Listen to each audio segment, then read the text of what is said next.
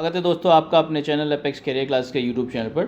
69,000 शिक्षक भर्ती में आपको पता है कि आज सुनवाई थी, सुनवाई समाप्त हो चुकी है, ऑर्डर रिजर्व रख लिया गया है और अगली तारीख 10 जून दी गई है। पर अब क्या होगा देखो मेरी नज़र से मैं आपको बताता हूं, परंतु यदि आप इस चैनल पर नए हैं तो कृपया करके सब्सक्राइब कर लें और बेल आइकन भी दबा दें ताकि सारी इन्फॉर्मेशन आपके पास पहुंच सके।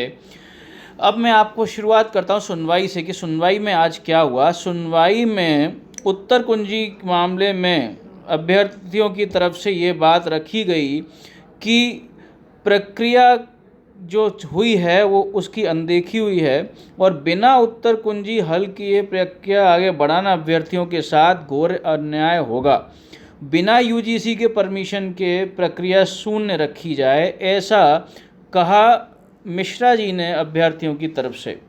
कोर्ट ने भी कहा कि सिंगल बेंच के फैसले में त्रुटि अगर कुछ है तो वो सरकार बताए और हम क्यों न यूजीसी की रिपोर्ट का इंतज़ार करें। कोर्ट ने तीखे लहजे में कहा कि आप पेपर ही गोलमाल बनाते हैं, हम रिपोर्ट का भी इंतज़ार न करें, ऐसा क्यों। महाधिवक्ता साहब केवल सिर्फ एक ही बात कहते दिखे कि वो सिंगल बेंच के द्वारा दिए गए स्टे को हटा दें, परंतु कोर्ट ने फिर से यही बात पूछी कि ऐसे आप प्रश्न बनाते ही क्यों हैं जिन पर सवाल उठते हैं और इतनी जल्दी में सरकार क्यों है, क्यों ना यूजीसी की रिपोर्ट को वेट कर लिया जाए। सिंगल बेंच की अगर कोई कमी है तो हमें बता दीजिए, हम स्टे जो है वो हटा देंगे। ऐसा कहने के बाद कोर्ट ने इस ऑर्डर को रिजर्व कर लिया और दोनों से लिखित रूप में सारी चीज़ों को जमा करने के लिए कहा और इसकी सुनवाई जो है वो 10 जून को होगी। ये तो हो गया आज की रिपोर्ट, लेकिन मैं बताता हूँ इसमें होगा क्या। देखिए, जब कोर्ट भी कह रहा है, जज साहब भी कह रहे हैं कि अगर सिंगल बेंच का जो निर्णय है उसमें कोई कमी है तो बताइए। मैं आपको एक बात बता दूं, हायर कोर्ट जूनियर कोर्ट का जो फैसला होता है उसको तब बदलता है जब या तो जो सुनवाई चल रही है, जो केस है वो उस जूनियर कोर्ट के ज्यूरिडिक्शन में यानी कि उसके विशेषाधिकार में नहीं आता, या फिर जो उसने फैसला दिया है उसमें कोई कमी है और उसमें तब्दीली की गुंजाइश हो।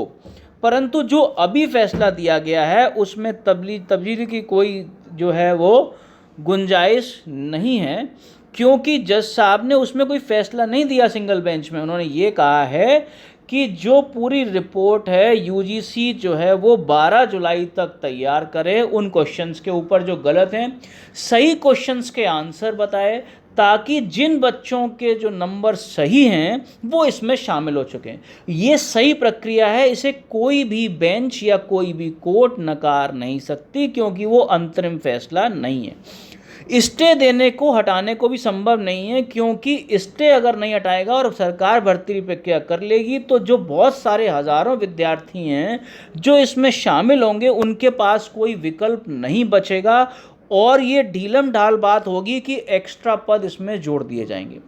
अगर सरकार वास्तव में सबको नौकरी देना चाहती है तो इसको 12 जुलाई को जो रिपोर्ट आएगी उसका इंतज़ार करे, उन सभी जो क्वेश्चन सही आ रहे हैं उनके हिसाब से बच्चों को नंबर दे और नंबर देने के बाद इनमें बच्चे जो है शामिल करे और जो 22,000 पद उसके पास रखे हैं, अगर वो वास्तव में, जो कि शिक्षा मंत्री ने बीच में बयान दिया था कि हम इसमें सीटें बढ़ा देंगे, अगर वो वास्तव में बढ़ाना चाहते हैं तो इसमें सीटें बढ़ा सकते हैं। वैसे मैं आप लोगों को एक बात बता दूं, ध्यान से सुनिएगा, इस भर्ती के लटकने के भी बहुत फ़ायदे हुए हैं। नुकसान तो हुए हैं, फ़ायदे भी हुए हैं, और वो फ़ायदे ये हैं कि 68,500 वाले विद्यार्थियों को एनओसी नहीं मिली।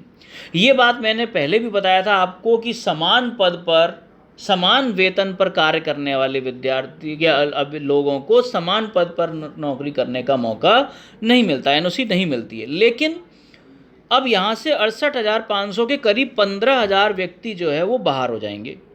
इसके अलावा बहुत सारे ऐसे विद्यार्थी बेचारे बाहर हो जाएंगे जिनसे कुछ फॉर्म भरने में गलतियाँ कर दी गई। हालांकि कोर्ट ने कहा है कि मानवीय त्रुटि को ठीक किया जा सके काउंसलिंग में, लेकिन कुछ ऐसी त्रुटियां होंगी जो ठीक नहीं हो सकती होंगी, जिससे मेरिट इफेक्ट होगी, वो वाले बच्चे बाहर होंगे। प्लस मैं आपको एक और बात बताऊं, एलटी ग्रेड का जो एग्ज़ाम हुआ है उसका रिजल्ट आ रहा है कई सारे सब्जेक्ट्स का, तो करीब 1000-1500 व्यक्ति अनुमानित ऐसे हैं इसमें 69,000 में जो इससे बाहर चले जाएंगे। तो इन ऑल अगर मैं बात करूं तो 15,000 वो ये LT ग्रेड वाले और कुछ त्रुटियों वाले कई सारे विद्यार्थी जो है वो इससे बाहर होंगे। अगर सरकार वास्तव में सही करना चाहती है तो जो नंबर जिनके बढ़ेंगे और जो लोग इसमें शामिल हो जाएंगे उनको भी शामिल करे, तो भी टॉप ऑर्डर से 69,000 की प्रॉपर भर्ती हो सकती है।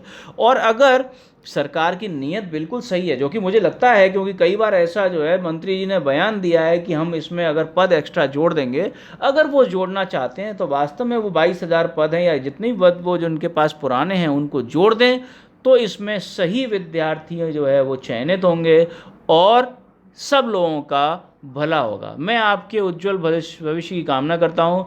फिर से यदि आपको ये पसंद आया हो तो प्लीज़ लाइक करिए, शेयर करिए, सब्सक्राइब करिए। Thank you very much.